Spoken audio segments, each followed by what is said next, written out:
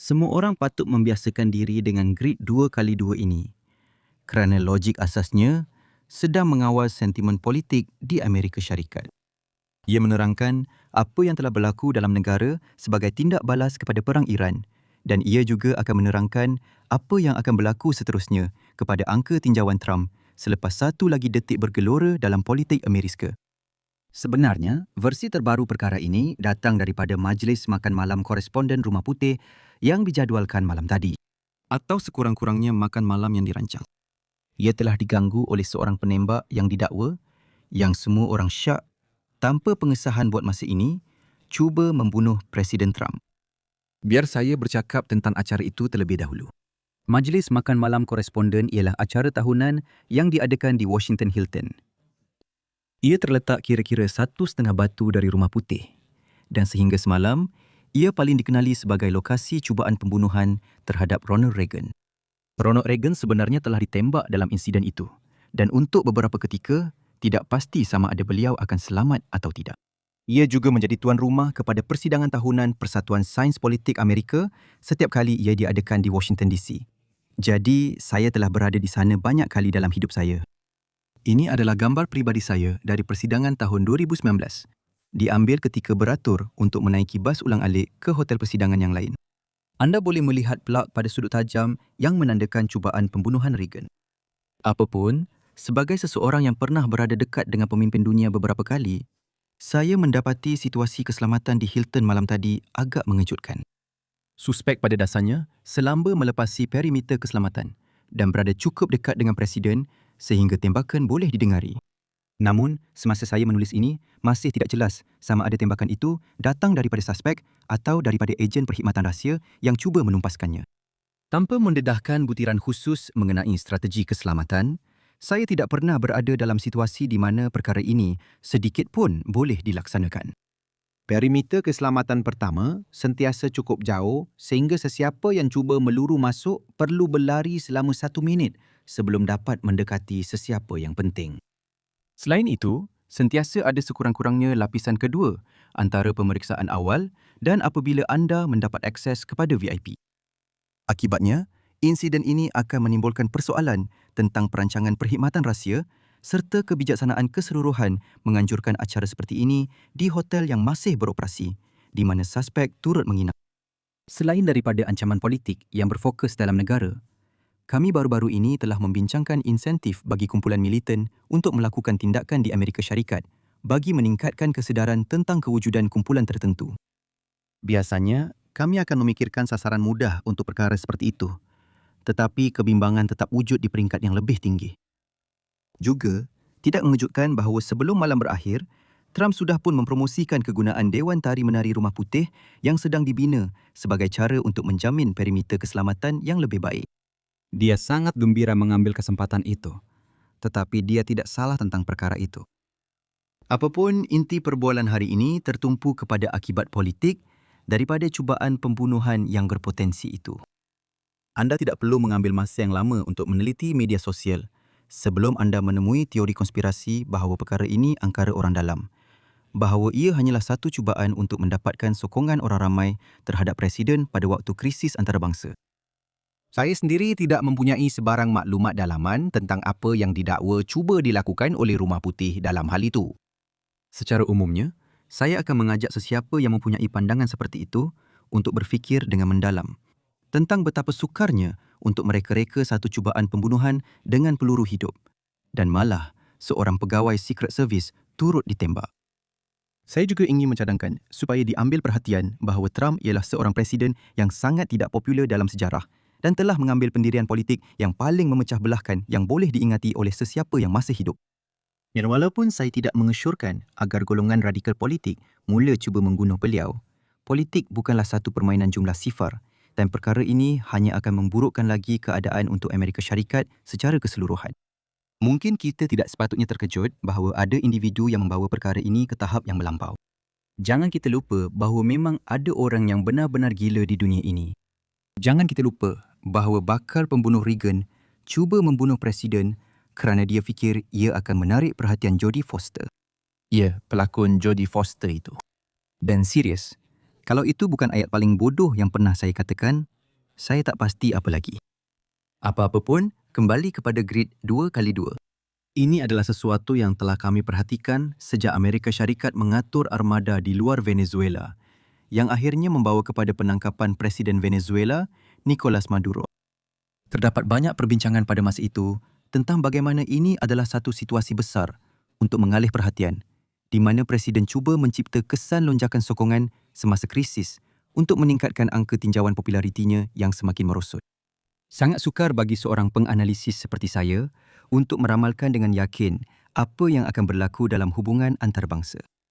Sistem dunia adalah seperti campur aduk maklumat sulit dan adalah mustahil untuk orang seperti saya mengetahui semua rahsia yang diketahui oleh Amerika Syarikat dan setiap kerajaan asing. Itulah sebabnya anda patut memperlekehkan orang dalam kedudukan saya yang mendakwa tahu segala-galanya yang bakal berlaku. Sebagai contoh, kumpulan yang mengatakan Putin sudah tamat hanyalah sekumpulan yang berlagak tahu. Mungkin dia memang begitu. Mungkin dia tidak begitu. Kita tidak tahu. Tetapi kesan terhadap pendapat umum, terutamanya dalam hal-hal seperti ini, adalah jauh lebih mudah dijangka. Semasa situasi Venezuela sedang terbentuk, saya perhatikan bahawa strategi politik seperti itu tidak akan berkesan. Memang benar. Walaupun terdapat operasi ketenteraan yang cemerlang untuk menangkap Maduro, pada dasarnya rakyat Amerika tidak ambil peduli.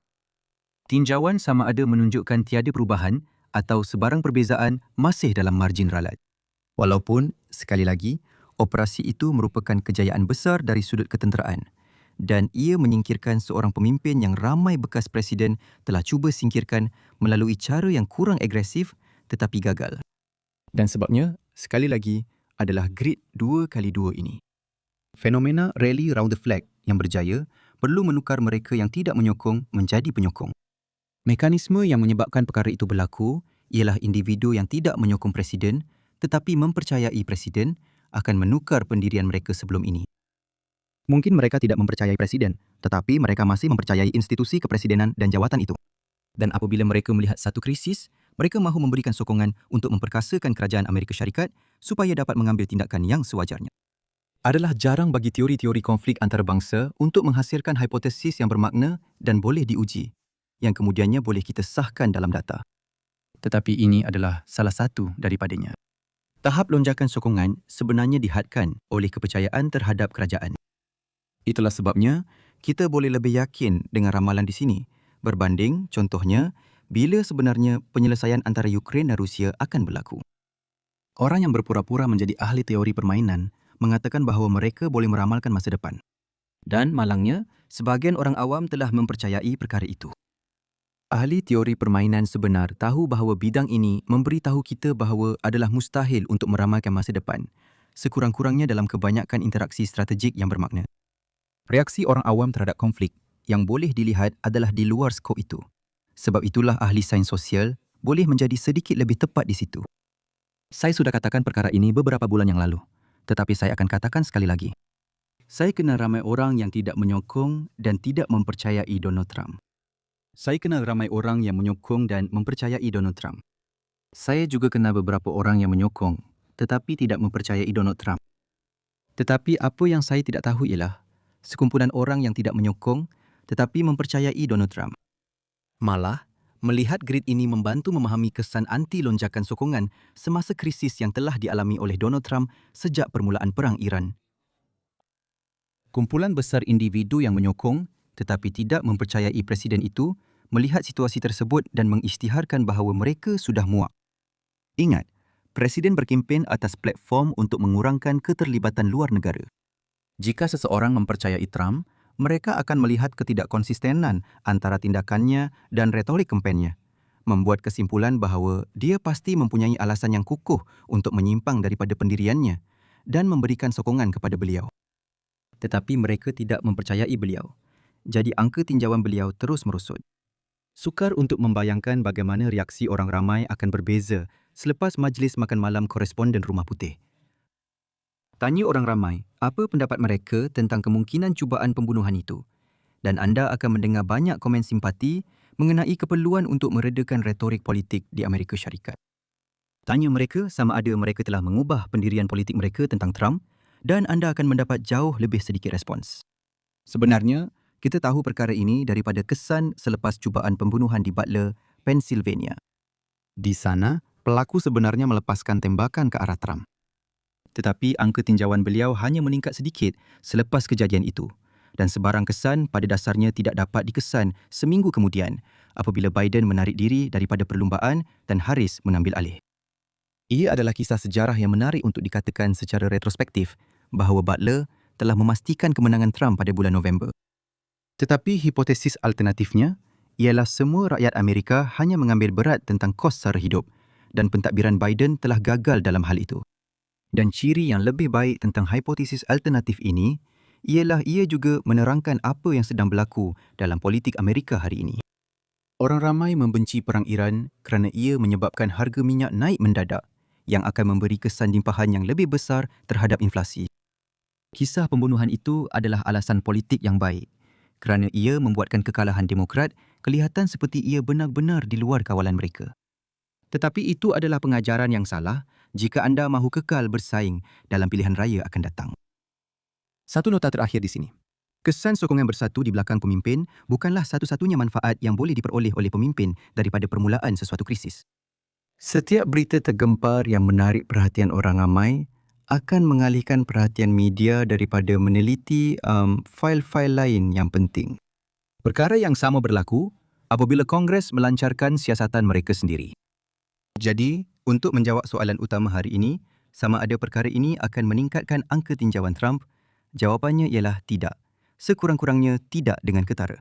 Adakah ia masih akan memberi kesan positif kepadanya? Mungkin. Itu saja daripada saya hari ini. Peringatan mesra bahawa saya ada satu siri yang sedang berlangsung di Lines on Maps Extra, di mana saya meluangkan 8 minit menjawab soalan-soalan penting yang anda semua ajukan kepada saya. Cubalah tengok. Dan jika anda menikmati video hari ini, sila suka, kongsi dan langgan. Dan jumpa lagi lain kali. Jaga diri.